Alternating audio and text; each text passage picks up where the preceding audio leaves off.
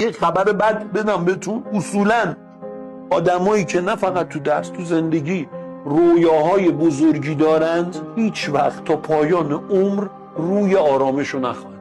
این واقعیت.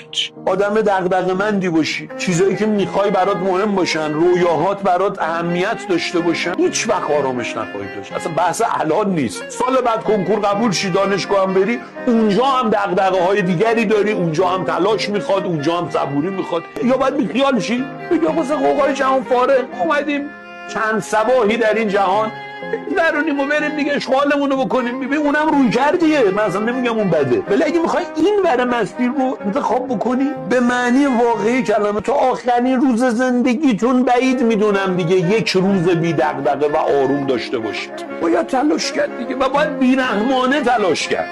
میگه آقا اگر میخوای موفق بشی باید بیرحم باشی، اول از همه با خودت.